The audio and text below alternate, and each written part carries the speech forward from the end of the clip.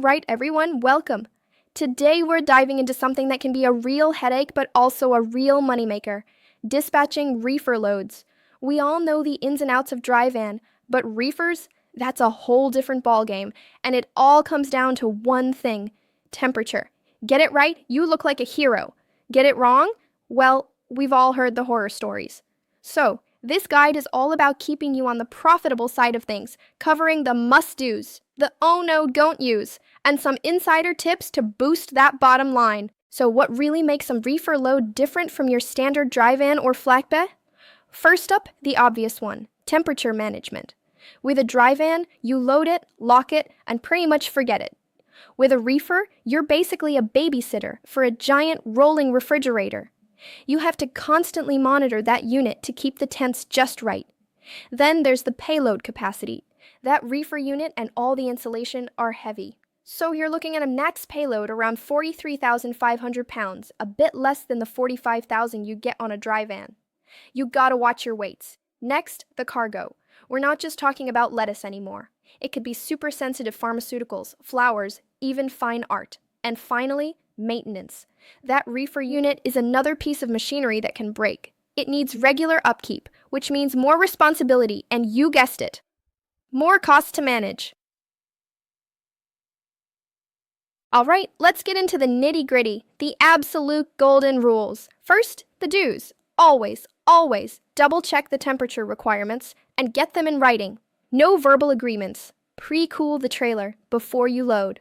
A reefer maintains temp. It doesn't want to do the hard work of cooling a hot trailer and cargo. Keep it clean, dry, and odor-free. A weird smell can get a load rejected just as fast as the wrong temperature. Use your tech.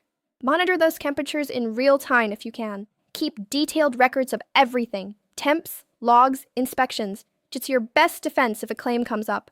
Build in buffer time. You know how those grocery warehouses can be. And finally, communicate. Talk to your driver. Talk to the broker. Over-communicate. Now for the don'ts. These are the things that will get you in trouble fast. Never guess the temperature. If it's not in writing, it doesn't exist. Make sure the shipper doesn't. Block the airflow when loading.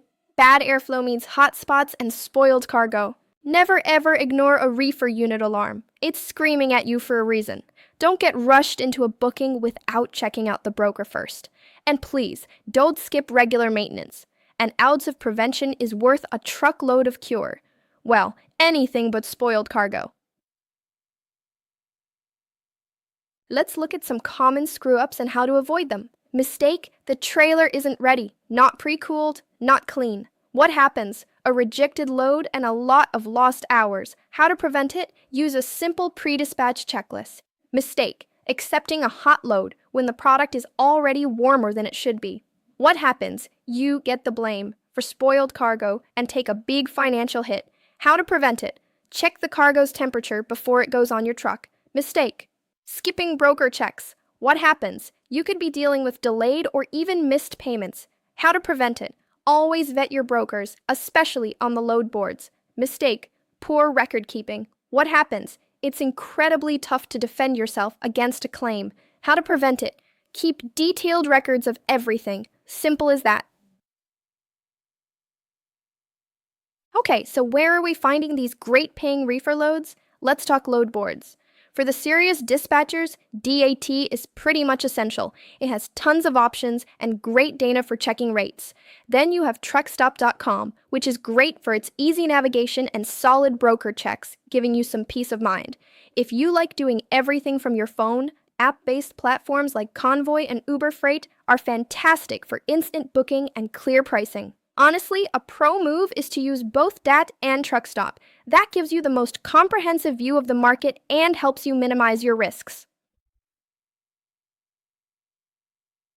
Let's zoom out a bit and talk strategy. First, remember, higher stakes, higher rewards. Yes, reefer loads have higher equipment costs and use more fuel, but they also pay better than dry van. You just have to be on your A game. Second, seasonal planning. When it's produce season in places like Florida or California, demand goes through the roof. Knowing these seasons and planning for them can make your year.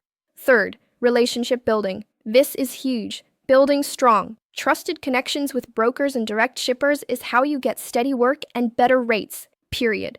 And finally, leverage technology. A modern TMS or telematics system isn't just a fancy gadget. It's a tool that can seriously streamline your operation and boost your efficiency. Alright, to wrap it all up, success in reefer dispatching really boils down to 4 key things. Attention to detail. That means being meticulous with your temperature monitoring and your paperwork. Proactive maintenance, fixing things before they break and cost you a lie. Technology adoption, using modern tools to make your life easier and more efficient.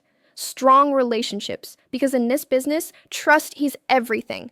At the end of the day, if you can do that, you'll be set. So stay cool, manage the details, and make every reefer load count. Thanks for watching and happy hauling!